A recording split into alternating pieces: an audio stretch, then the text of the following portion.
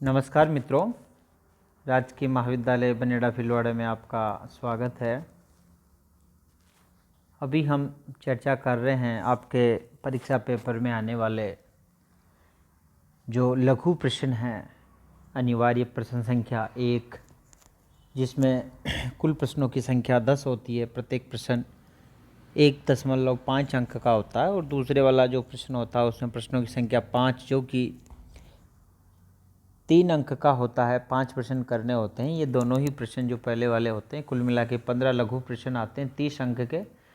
इसके संदर्भ में और इसको दृष्टिगत रखते हुए मैं आपको छोटे प्रश्नों के बारे में बता रहा हूँ।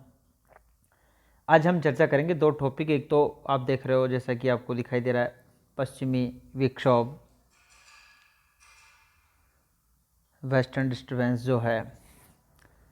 दूसरा आप देख रहे हो अंतरा उष्णकटिबंधीय अभिसरण क्षेत्र है, ITCZ जिसको कहते हैं। ये आप देख सकते हो, अंग्रेजी में इसको ITCZ के नाम से भी जाना जाता है। सबसे पहले अभी हम जो चर्चा करेंगे वो करेंगे पश्चिमी विक्षोभ। कई बार आपने इनका नाम सुना होगा पश्चिमी विक्षोभों का। शीतकाल के समय में उत्तरी भारत में जो वर्षा होती है, अर्थात जाड़े की वर्षा, उस वर्षा के लिए ये पश्चिमी विक्षोभ ही उत्तरदायी हैं। पश्चिमी विक्षोभों के द्वारा ही उत्तरी भारत में शीतकाल में वर्षा होती है। तो उत्तरी भारत में राजस्थान भी जिसमें शामिल है, राजस्थान, पंजाब, हरियाणा, उत्तर प्रदेश, ये वे भाग है जहाँ शीतकाल में जो वर्षा होती है और जनवरी फरवरी के महीने में ये सामान्यतः होती है। ये जो वर्षा होती है जनवरी फरवरी में, ये बड़ी गर्जन तर्जन के साथ जो वर्षा होती है, कई बार इसमें ओलापात भी होता है। और राजस्थान में उस समय, उत्तरी भारत में, राजस्थान, पंजाब, हरियाणा, उत्तर प्रदेश में उस समय ज़्यादातर इन क्षेत्रों में गेहूं की फसल प्रमुख रूप से बोई जाती है। और इस गेहूं की फसल के लिए अगर ये वर्षा आती है तो काफ़ी लाभकारी मानी जाती है। कई बार ये नुकसान भी कर देती है। जब काफ़ी अधिक ओलावृष्टि इसमें होती है तो नुकसान किसानों का बहुत ज़्यादा इसमें हो जाता है। इसलिए ये भारतीय संदर्भ में कई बार छोटे प्रश्नों में इसका प्रश्न आता है, पश्चिमी विक्षोभ। और इसमें सबसे महत्वपूर्ण यह है कि राजस्थान में ये जो पश्चिमी विक्षोभों से जो वर्षा होती है, राजस्थान में उसको स्थानीय नाम जो है उस वर्षा को मावठ कहा जाता है। और राजस्थान जैसे सूखे प्रदेश में जहाँ पानी का अभाव है, वहाँ अगर शीत ऋतु में वर्षा हो जाए तो किसानों के चेहरे खिलखिलाने लगते हैं। लेकिन कई बार मायूसी भी हाथ लगती है जब बरसात गर्जन तर्जन के साथ और ओलावृष्टि के साथ होती है तो काफ़ी अधिक नुकसान भी ये कर देती है। तो मैं जहाँ तक समझता हूँ, अब आप समझिए, पश्चिमी विक्षोभ की हम चर्चा करेंगे। मैंने पहले इसका पूरा वो बता दिया कि अब मैं इसका और थोड़ा डिटेल से आपको बताना चाहूँगा। तो पश्चिमी विक्षोभ जो है, इनकी उत्पत्ति देखो, नाम से स्पष्ट है कि ये पश्चिमी शब्द यहाँ लिखा हुआ है। इसका मतलब पश्चिम दिशा से, भारत जो हमारा उत्तरी भारत है उसके पश्चिम में आप देखते हो कि पाकिस्तान है, फिर अफगानिस्तान है, फिर ईरान, इराक है, और वहाँ से लगता हुई भूमध्य सागर है। उस भूमध्य सागरीय क्षेत्र के आसपास जो उस समय चक्रवाती और प्रतिचक्रवाती दशाएं धरातल पे और ऊपरी धरातल पे बनती हैं, उसके प्रभाव से, यानी भूमध्य, ये पश्चिमी विक्षोभ भी इनको जो हम कह रहे हैं, तो विक्षोभ डिस्टर्बेंस होता है, वायु के झंझा और चक्रवात जो होते हैं। तो भूमध्य सागरीय क्षेत्रों से ये जो चक्रवाती स्थिति होती है, वहाँ से चक्रवाती जो हवाएं हैं वे आर्द्रता लेती हैं और फिर ऊपरी भाग में जो जेट स्ट्रीम है शीतकाल में जो, वह उनको धकेलते हुए काफ़ी अधिक पूर्वी भागों की ओर ले आती है, क्योंकि जो जेट स्ट्रीम वह पश्चिम से पूर्व की ओर चलती है। तो उस जेट स्ट्रीम के प्रभाव से यानी भूमध्य, आप तो इनको सरल शब्दों में यूँ समझ सकते हो कि भूमध्य सागर के आसपास के क्षेत्रों में वायु जो नमी या आर्द्रता लेती है, अर्थात वहाँ उस समय चक्रवाती दशाएं बनती है, और वे जो वहाँ जो साइक्लोनिक स्थिति है उसको जेट स्ट्रीम के द्वारा काफ़ी अधिक पूर्वी भागों की ओर धकेल दिया जाता है, और भूमध्य सागर से पूर्वी क्षेत्र में हमारा पाकिस्तान, अफगानिस्तान और भारत है, यानी कि ये इन क्षेत्रों में आते हैं, और जब ये इन शुष्क क्षेत्रों की ओर आते हैं तो ये बरसात करते हैं। तो पश्चिमी विक्षोभों की उत्पत्ति के संदर्भ में आपको मालूम होना चाहिए कि ये भूमध्य सागरीय जो क्षेत्र हैं वहाँ से ये आर्द्रता लेके आते हैं, और जेट स्ट्रीम जो है इनको इस तरफ लाने में प्रमुख रूप से सहायता करती है। और ये शीतकाल में उत्तर भारत में होने वाली जो वर्षा है ये पश्चिमी विक्षोभों से ही होती है। राजस्थान में इसका स्थानीय नाम मावट है। अब परीक्षा की दृष्टि से अगर प्रश्न आपका 20 शब्दों में उत्तर देने वाला आ जाए, पश्चिमी विक्षोभ क्या हैं, कहाँ से उत्पन्न होते हैं, इनके लाने में यहाँ कौन सहायक है, तो आप बता सकते हो कि जो पूर्वा जेट धारा है वो इसको यहाँ लाने में मदद करती है, और ये भूमध्य सागरीय क्षेत्रों के आसपास में उत्पन्न होते हैं, और उत्तरी भारत में विशेष रूप से ये शीतकाल में वर्षा करते हैं। और मंथ के संदर्भ में भी अगर प्रश्न आता है तो जनवरी, फरवरी, कई बार मार्च तक भी जब किसान अपनी फसलों को काटते हैं तो कई बार उस समय भी इससे बरसात हो जाती है, मार्च के प्रथम सप्ताह के आसपास की स्थिति में। तो पश्चिमी विक्षोभ के बारे में आप चाहे बड़ा प्रश्न आए चाहे छोटा प्रश्न आए, लघु प्रश्नों में आप इसका जवाब आसानी से दे सकते हो। अब हम चर्चा करेंगे ITCZ के संदर्भ में अंतरा उष्ण कटिबंधीय अभिसरण क्षेत्र, बड़ा महत्वपूर्ण टॉपिक है। इसके बारे में भी आपसे प्रश्न पूछ लिया जा सकता है कि ITCZ क्या है, यानी कि अंतरा उष्ण कटिबंधीय अभिसरण क्षेत्र क्या है। इंटर ट्रॉपिकल कन्वर्जेंस जोन जो है, जिसको शॉर्ट में ITCZ के नाम से जाना जाता है। आपने देखा है कि जो हमारी पृथ्वी है या हमारा जो ग्लोब है उसके ठीक मध्य भाग में जहाँ सर्वाधिक घूर्णन गति और सबसे बड़ा जो वृत्त बनता है, और जहाँ दिन और रात की अवधि बराबर होती है, उस पर्टिकुलर एक जो चारों ओर पृथ्वी को चारों ओर घेरे हुए एक लाइन है उसको हम भूमध्य रेखा कहते हैं। और पृथ्वी पर दो ऐसे स्थान जहाँ पृथ्वी की घूर्णन गति शून्य है या नहीं है, वे ध्रुव है। नाम से ही स्पष्ट है, नाम ही ध्रुव है।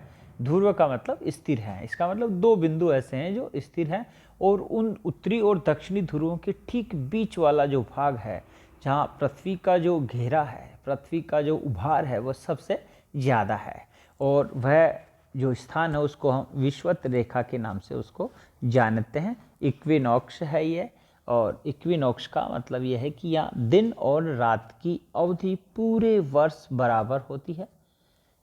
इस भूमध्य रेखा के दोनों ओर लगभग आपने पवनों का जो पढ़ा है, प्रचलित पवने जो हैं, 3 प्रकार की पवनों के बारे में आपने स्थायी जो पवने हैं के बारे में देखा है कि व्यापारिक पवने, पछुआ पवने और ध्रुवीय पवने, ये क्रमशः होती हैं। जैसा कि आपने देखा कि भूमध्य रेखा के उत्तर में पहले क्रम से अगर हम चलते हैं 30 डिग्री से 25 डिग्री के आसपास तक, तो व्यापारिक पवनों का क्षेत्र होता है 0 से लेकर के लगभग 25-30 तक। उसके बाद में फिर जो मध्य अक्षांश आते हैं लगभग 35 डिग्री से हम 65 डिग्री अक्षांश उत्तरी कहें तो पछुआ पवनों का क्षेत्र आता है, और फिर 65 के ऊपर ध्रुवों तक जो आता है वो ध्रुवीय पवनों का क्षेत्र आता है। इसी प्रकार से दक्षिणी गोलार्ध में पवनों का क्रम बनता है व्यापारिक, पछुआ और ध्रुवीय। ध्यान रखना ये एक लंबा विषय है कि इसमें जो पवनों की डायरेक्शन है, दिशा है, वो दोनों गोलार्धों में बदल जाती है। अब हम सिर्फ जिस टॉपिक पे जा रहे हैं उसके बारे में समझने का आप प्रयास करें कि दोनों गोलार्धों में व्यापारिक पवने, दोनों गोलार्धों से चलने वाली व्यापारिक पवने जो हैं वे जिस क्षेत्र में आकर के आपस में मिलती हैं, आपको पता है कि दोनों गोलार्धों में जो ये व्यापारिक पवने हैं ये भूमध्य रेखा के आसपास वाले क्षेत्र में आकर के दोनों पवने जो है उनका मिलन क्षेत्र है, यानी कि संक्रमण क्षेत्र उनका यही है। दोनों जो पवने उनका संक्रमण क्षेत्र कहाँ है? भूमध्य रेखा के आसपास। उत्तरी गोलार्ध से आने वाली व्यापारिक पवने और दक्षिणी गोलार्ध से आने वाली व्यापारिक पवनों का, उत्तरी गोलार्ध से आने वाली जो व्यापारिक पवने हैं वे उत्तर पूर्व से आ रही हैं। किधर से आ रही हैं? उत्तर पूर्व से, यानी व्यापारिक पवनों की डायरेक्शन पूर्वी है और उत्तरी गोलार्ध में उत्तर पूर्व और दक्षिणी गोलार्ध में दक्षिण पूर्व से चलती हैं। डायरेक्शन उनका दक्षिण पूर्व है। तो दक्षिणी पूर्वी जो पवने हैं वे व्यापारिक पवने दक्षिणी गोलार्ध में, और उत्तरी पूर्वी जो पवने हैं वे उत्तरी गोलार्ध में व्यापारिक पवने। भूमध्य रेखा के आसपास वाले जो एक क्षेत्र होता है, एक बेल्ट है, एक पेटी है, लगभग 300-400 किलोमीटर के आसपास का जो बेल्ट है, उसमें ये आपस में मिल रही, तो उस क्षेत्र को हम ITCZ अंतरः उष्णकटिबंधीय अभिसरण क्षेत्र कहते हैं। दोनों पवनों के मिलन वाला क्षेत्र।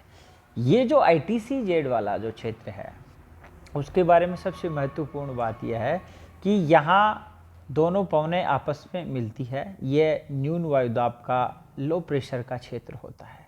दोनों ओर से आने वाली पवनें इस क्षेत्र को आकर के इसकी पूरित इसकी कर देती है, और पवनों के द्वारा इसकी इस लो प्रेशर वाला जो भाग है ये न्यून वायुदाब का, इसकी पूर्ति करने के बाद में यहाँ पवनें तेज गति से नहीं चलती हैं। इसलिए इसको, ये जो ITCZ वाला जो क्षेत्र है उसको शांत पेटी भी कहा जाता है। यहाँ जो है इसको ITCZ जो का वाला भाग है शांत पेटी, और अन्य एक नाम इसके लिए डोल ड्रम, यानी कि ये जो है ये डोल ड्रम वाला भाग भी इसको कहा जाता है कि ITCZ वाला जो पार्ट है उसको डोल ड्रम भी कहा जाता है और शांत पेटी भी कहा जाता है। ध्यान रखना, शांत पेटी से आप इसका कभी ये मत लगा लेना कि यहाँ पे मौसमी घटनाएं बिल्कुल नहीं होती हैं, जबकि इस ITCZ वाला या भूमध्य रेखा के आसपास के क्षेत्र में रोज वर्षा होती है, प्रतिदिन वर्षा होती है दोपहर बाद में, और गर्जन तर्जन बिल्कुल अच्छे से यहाँ मूसलाधार वर्षा होती है। लेकिन शांत क्षेत्र इसलिए कि पवनों की जो गति है वो यहाँ इस प्रकार से अधिक देखने को नहीं मिलती है। यहाँ की वर्षा का जो प्रकार है वह सैवनीय वर्षा मुख्य रूप से इस ITCZ में देखने को मिलता है। तो हमने देखा कि ITCZ है, यह जो क्षेत्र है काफ़ी अधिक महत्वपूर्ण भूगोल के विद्यार्थियों के लिए समझने की दृष्टि से, कि उत्तरी और दक्षिणी गोलार्ध की व्यापारिक पवनों के मध्य का क्षेत्र जहाँ दोनों पवनें आकर के आपस में मिलती हैं, एक संक्रमण क्षेत्र है, और एक जोन है वह लंबी चौड़ाई वाला एक पृथ्वी को चारों ओर से घिरे हुए एक पट्टी है, उसको हम ITCZ कहते हैं। अब थोड़ा सा यह है कि इसको मैंने उपनाम भी इसके बताया कि, और इस क्षेत्र को इसको शांत क्षेत्र या डोलड्रम के नाम से भी जाना जाता है। और ये सूर्य के उत्तरायण और दक्षिणायन जो स्थितियां होती हैं वर्ष में, जैसे कि ग्रीष्म काल में ये थोड़ा सा ITCZ है ये उत्तरायण हो जाता है। जैसे कि अब भारतीय जलवायु पढ़ते हैं तो उसमें देखते हैं कि ITCZ की स्थिति है वह बिल्कुल भूमध्य रेखा को पार करके उत्तर में चली जाती है, और हम उस समय देखते हैं भारत के संदर्भ में कि गंगा के मैदान में वह लगभग स्थापित से हो जाती है। और ये दक्षिण में भी थोड़ा विचलन करती है, लेकिन उत्तर में इसका विचलन थोड़ा ज़्यादा होता है। उत्तर में काफ़ी अधिक ऊपर तक ये ITCZ की स्थिति चली जाती है। तो ITCZ जो है ये लो प्रेशर बेल्ट है, शांत क्षेत्र है, डोलड्रम इसके लिए उपयोग में शब्द लिया जाता है।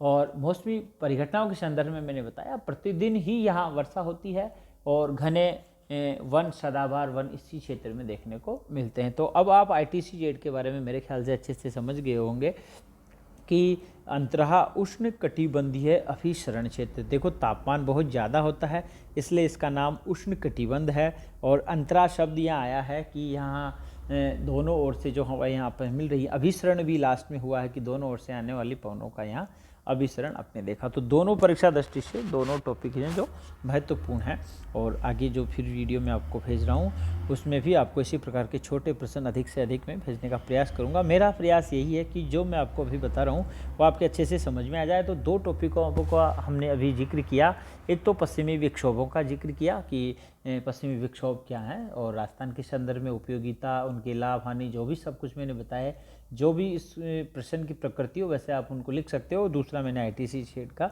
जिक्र किया। वीडियो सुनने के लिए आपको धन्यवाद।